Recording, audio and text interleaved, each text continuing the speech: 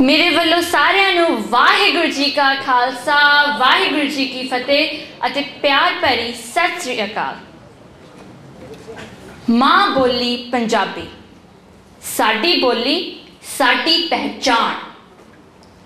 माँ बोलीए पंजाबीए क्यों ना करा तेरे उत्ते मान, तू ही तां कराई इस दुनिया दे उत्ते मेरी होरां नालों वखरी पछाण। सानू सब नू पता है कि सानू सारिਆਂ नालों वध प्यारी हुंदी है साडी माँ। माँ नू हमेशा ही उच्चा दर्जा दिता गया है, भावें वह साडी धरती माँ होवे, सानू कुखों जन्म देण वाली माँ होवे, या फिर उस तो भी प्यारी साडी माँ बोली होवे।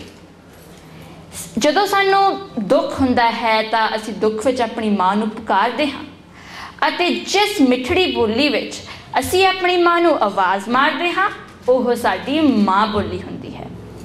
साडी माँ बोली पंजाबी दा विरसा तां बहुत ही अनमोल अते अमीर है, पर अफसोस की गल यह है कि अज असी पंजाबी नू इन्ना विगाड़ के बोलते हैं कि दुख तो हुंदा ही है, पर दुख के नाल नाल हासा भी हुंदा है। लो तुसी सुनो, जे असी फोन करना होवे तां असी कहंदे हां मैं मामी जी नू फोन मारना है। हुण तुसी आप ही सोचो भी तुसी सचमुच अपनी मामी जी दे फोन मारना है। सो फोन मारना नहीं, फोन करना हुंदा है। अते होर मैं बहुत जणिਆਂ ਨੂੰ ਕਹਿੰਦਿਆਂ ਹੋਇਆ सुनिया है मैं डॉक्टर नू देखण जाना है। हुण तुसी मैनूं दसो भला मरीज़ डॉक्टर नू देखदा है कि डॉक्टर मरीज़ नू देखदा है? सो सानू कहना चाहिदा है असी डॉक्टर तो दवाई लैण जाना है। ते एक होर गल जिहड़ा कि मैं बच्चों नू कहंदे होए तां सुनिया ही है, पर नाल नाल अपने सियाणे भी कहंदे ने मैं पंजाबी सीखना मंगदा हाँ। यह बिल्कुल ही गलत है। इसकी जगह सानू कहना चाहिए है मैं पंजाबी सीखना चाहता हाँ।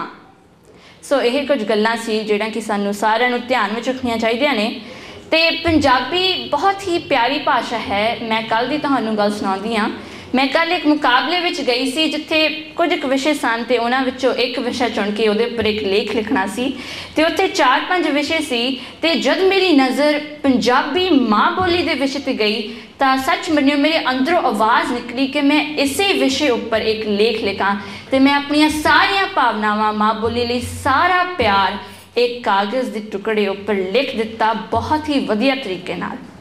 सो पंजाबी बोली है ही इन्नी प्यारी कि उहदे उपर ही लिखण नूं मेरा जी कीता। ते पंजाबी बोली दे महान कवि भी रहे ने भाई वीर सिंह जी, प्रोफैसर मोहन सिंह, शिव कुमार बटालवी ते बहुत होर ने जिन्हां विचों एक नाम है सुरजीत पात्र। ते अज मैं सुरजीत पात्र की एक कविता तुहानूं सुणाउण लगी हाँ। सो आओ सुणीए अज मेरे कोलों कच दा गिलास टुटिया।